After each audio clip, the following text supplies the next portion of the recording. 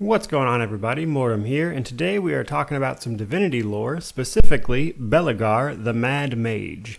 Now, there will be spoilers for Divinity Original Sin, the first one, in this particular video, as well as some pretty serious spoilers for Divinity 2. Not Divinity Original Sin 2, Divinity 2. So, first of all, let's talk about who Bellegar is. Well, frankly, he is a very powerful and insane wizard. Also in that same vein, it seems that he's largely just a joke character who is put in to do just ridiculous things in those particular games. Everything this dude says is spoken in rhyme. He is, factually, referred to as being incredibly powerful. In fact, outside of the wizard Maxos, there's not a lot of people who can match what Bellegar is capable of. However, whether or not he can control the things he's capable of is kind of a different story, because oftentimes it seems like some of the stuff he does is nonsensical, even as it bends the laws of what should be known universe-wise. Now, the first time we see Bellegar, chronologically speaking, is in Divinity Original Sin.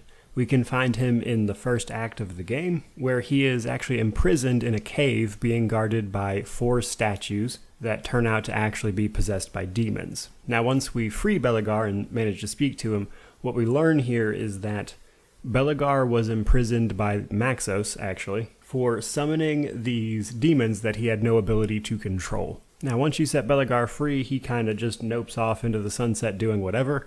However, we also find in the room with him 4 other women called his Bellegarettes. These are women that, while he was imprisoned, he apparently just made somehow. There's actually dialogue your main characters can have, if they're female, about becoming one of his Bellegarettes, which leads to a humorous conversation. And then we don't see him again until almost the end portion of the game, where if we are in the Phantom Forest, we can find a large pile of treasure and stuff, and when you touch it, it turns out it's actually Bellegar's maze. Now, this is just a maze with a really weird puzzle you can solve that then has some rewards, and that's basically it. Again, he's largely meant to seemingly be this joke, weird character. Now, that said, in Divinity Original Sin, he is technically a recurring character from Divinity 2. The Dragon Knight saga. Now, in Divinity 2, when we reach the first, explorable area, we can often run into Bellegar either summoning things or just causing general fear and or panic in the surrounding citizens. You can see him resurrecting a dead guy 56 times, apparently. I mean, not literally see him do it all 56 times, but you get the gist. You can see him giving people nightmares. You can see him flinging people into the air when they inevitably die when they come back down. While his motives are seemingly random, he's very dangerous because he is just straight up killing people in some cases. Now, throughout the main game, this is pretty much all this amounts to. You just occasionally see him just doing nonsense. However, in Flames of Vengeance, which is technically an expansion that is now part of the whole game of Divinity 2, we actually see him take on a very specific focus, which is the only time we've actually seen him with a specific motive to speak of.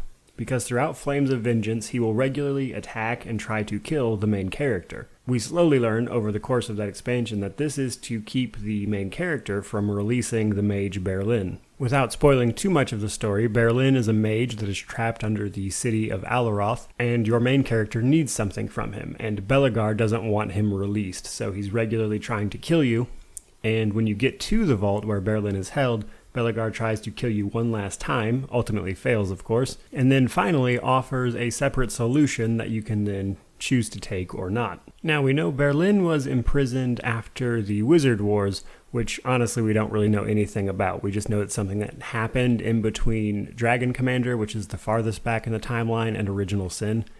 Berlin's been imprisoned since then, and Divinity 2 takes place in, I believe it was 1300 AD, so Berlin's been imprisoned a long time, which isn't that unusual because we know the wizards of the Divinity universe are incredibly long-lived if they want to be. So it would make sense that every true wizard like that would be that old, so Bellegar could seemingly know him from all the way back during those wizard wars in which Berlin would have been defeated and imprisoned. Now, again, something to kind of mention with Bellegar right there, though, is that he is a wizard.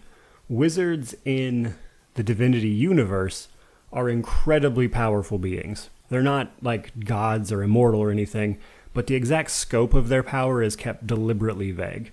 There's a difference between using magic in this universe and being a wizard. Wizards, despite not being their own race, are almost demigod-like in power, and they have a specific goddess, Amadia, that watches over them. Now that by itself is interesting, but then we have the case of Bellegar, who is a wizard and certifiably nuts. Which then makes you wonder, is it perhaps just the sheer length of his life that has just caused his mind to crack or something? But unfortunately, those aren't answers I have for you, just something interesting that I wanted to take this time to talk about in this video. So with that out of the way, guys, truly I hope you enjoyed the video. If you did, please remember to like, comment, subscribe, all that YouTube jazz. But regardless of any of it, truly, just thank you so much for watching. May you wander in wisdom and have an amazing day.